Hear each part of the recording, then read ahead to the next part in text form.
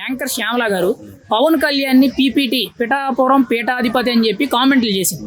అంటే పవన్ కళ్యాణ్ గారిని విమర్శించేంత స్థాయి అనేది ఈవిడికి ఉందంటారా? అసలు ఈవిడ మాట్లాడే మాటలకి ఇప్పుడు సోషల్ మీడియాలో బాగా వైరల్ అవుతున్నాయి. మీ అభిప్రాయం ఏంటి? ఇప్పుడు ఆమె విమర్శించే స్థాయి లేదు, కానీ కాకపోతే మంచి మాట చెప్పింది. పీపీపీ అంటే పిఠాపురం పీఠాధిపతి. నిజంగా పిఠాపురాన్ని ఆయన పీఠం చేసుకోబోతున్నారు.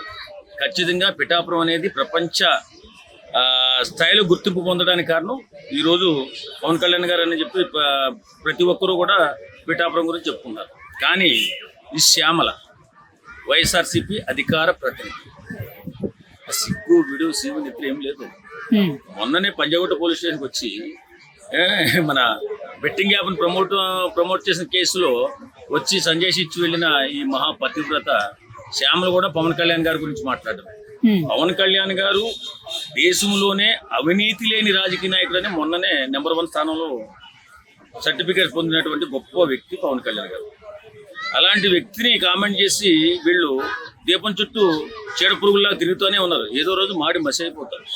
వాస్తవంగా పవన్ కళ్యాణ్ గారు జీవితమే ఓ తెరిచిన పుస్తకం, ఓ గొప్ప వ్యక్తిత్వం. ఆయన పేదవారి పట్ల ఆయన చూపించేటటువంటి చూపు, జాలి, దయ ఇవన్నీ కూడా గొప్ప వ్యక్తిత్వానికి, మంచితనానికి, అలాగే సేవా గుణానికి వచ్చినటువంటి తీర్పే మొన్న దేశంలో నెంబర్ 1 స్థానంలో రాజకీయ నాయకుల్లో పవన్ కళ్యాణ్ గారు నిలిచారు. అలాంటి వ్యక్తిని ఈ చీడపురుగులు విమర్శించడం, మళ్ళీ విమర్శించడం వీళ్ళ నాయకుడికే బుద్ధి లేదు. ఎందుకంటే ఎన్నోసార్లు ఎన్నో విధాలుగా అందరితో ఉచ్చనీచాలు లేకుండా తిట్టించిన నాయకుడు వైఎస్ జగన్మోహన్ రెడ్డి.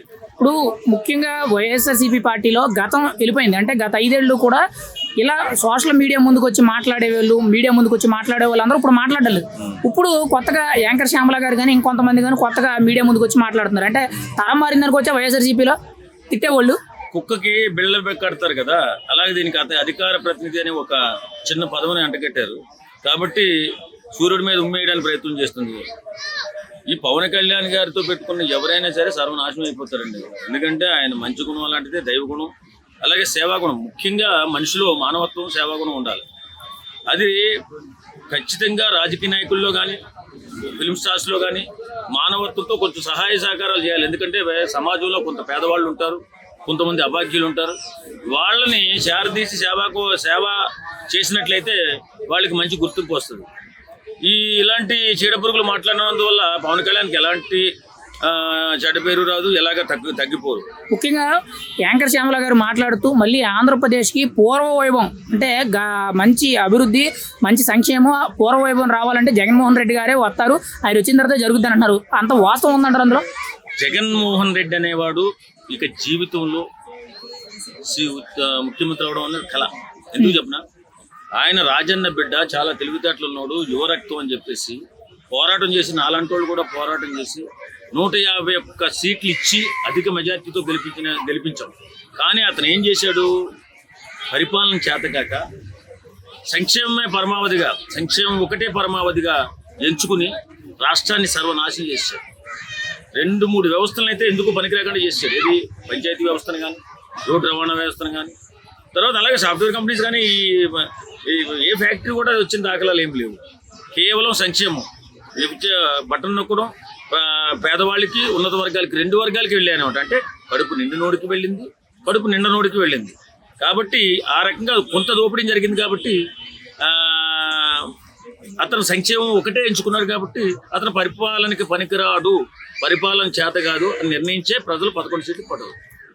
యాంకర్ శ్యామల గారు మాట్లాడుతూ పవన్ కళ్యాణ్ గారికి అందుకే చాక్లెట్ ఇచ్చారు, ఆయన పిఠాపురం పీఠాధిపతి అని చెప్పి పీపీపీ అని మాట్లాడారు కదా, దాని గురించి మీ వ్యాఖ్యలు ఏంటి? అంటే మోడీ గారు చాక్లెట్ ఇవ్వడం గురించి.